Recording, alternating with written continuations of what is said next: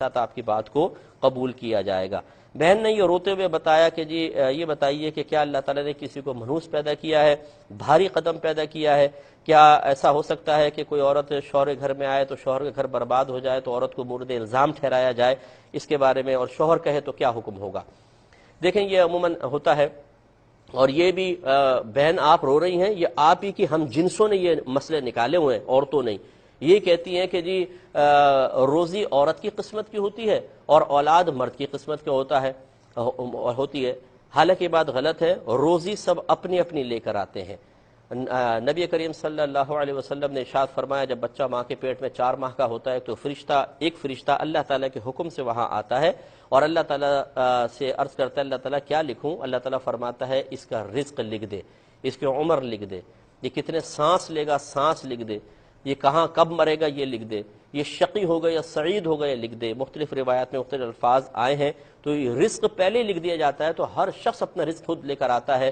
لہٰذا پہلی بات تو یہ کہ یہ مقولہ غلط ہے، اور اگر اس کو صحیح مان بھی لیا جائے تو میں انہی عورتوں سے کویسچن کرتا ہوں کہ جب بہو کے ہاں ایک بیٹی پیدا ہوئی، پھر دوسری پیدا ہوئی، پھر تیسری پیدا ہوئی، تو یہ ساسیں کہتی ہیں، یہ نندے کہتی ہیں، یہ محلے والیاں کہتی ہیں یہ تو بڑی منحوس بہو آ گئی، لڑکیاں ہی پیدا کرتی چلی جا رہی ہے۔ لا حول ولا قوت الا باللہ۔ اس کے پاس 2 بٹن لگے ہوئے ہیں، ایک پہ لڑکا لکھا ہوا ہے، ایک پہ لڑکی، ہمیشہ لڑکی والا بٹن دبا دیتی ہے۔ اگر ایسا کرتی ہے تو بہت غلط کرتی ہے، لیکن ایسا نہیں ہے۔ تو اب آپ کا وہ مقولہ کہاں گیا؟ آپ تو خود کہا کرتی تھی کہ اولاد مرد کی قسمت کی ہوتی ہے۔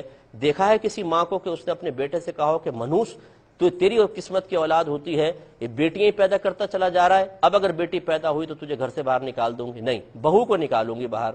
تو پہلی بات تو یہ ہے کہ رزق اپنی اپنی قسمت کا ہوتا ہے۔ اللہ تعالیٰ نے فرمایا وَمَا مِن دَابَّةٍ فِي الْأَرْضِ إِلَّا عَلَى اللَّهِ رِزْقُهَا، زمین پہ چلنے والا کوئی جاندار ایسا نہیں جس کا رزق اللہ کے ذمہ کرم پر نہ ہو۔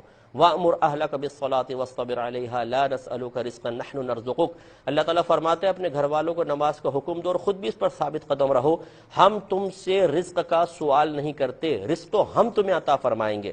تو کوئی عورت کا قدم منحوس نہیں ہوتا، کوئی بھاری نہیں ہوتا، یہ اللہ تعالیٰ نے ہر ایک کی قسمت میں جو چیزیں لکھی ہوتی ہیں وہ سامنے آ رہی ہوتی ہیں، اللہ کے فیصلے ہیں۔ اس طرح بہو کو مورد الزام ٹھہرانا بالکل حرام اور گناہ ہے۔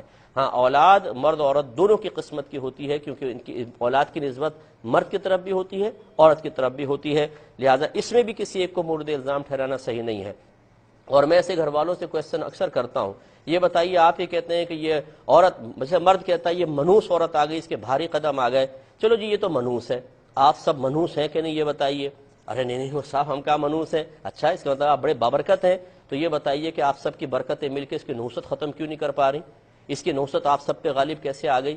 یہ وہ مطلب نامعقول قسم کے لوگ ہوتے ہیں جنہوں نے اپنے دین کو کبھی سمجھنے کی توفیق گوارا نہیں کی ہے، انہوں نے کبھی بھی اپنے بیسکس نہیں سیکھی ہوتی، انہوں نے کبھی عقیدے نہیں سیکھے ہوتے۔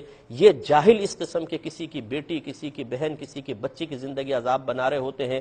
ایسے لوگ دنیا میں بھی مصیبتوں کا شکار رہیں گے، اللہ تعالیٰ کی طرف سے لعنت کے مستحق ہوں گے، میدان معاشر میں بھی ان کو ذلت اور رسوائی کا سامنا کرنا پڑے گا۔ تو میں اپنی بہن سے گزارش کرتا ہوں آپ برداشت کریں، ہمت بڑی رکھیں، دنیا میں اگر آپ کے ساتھ اچھا سلوک یہ نہیں کر رہے ہیں تو میدان معاشر میں آپ کو بھی کھڑا کیا جائے گا اور یہ سب بابرکتوں کو کھڑا کیا جائے گا، اور ان سے پوچھا جائے گا کہ اس کی نحوست ثابت کر کے بتاؤ، اور یہ نہیں کر سکیں گے، ان کے سر شرم سے جھکے ہوں گے، یہ نادم ہوں گے، شرمندہ ہوں گے، اس وقت آپ سے ہاتھ جوڑ جوڑ کے معافیاں مانگ رہے ہوں گے۔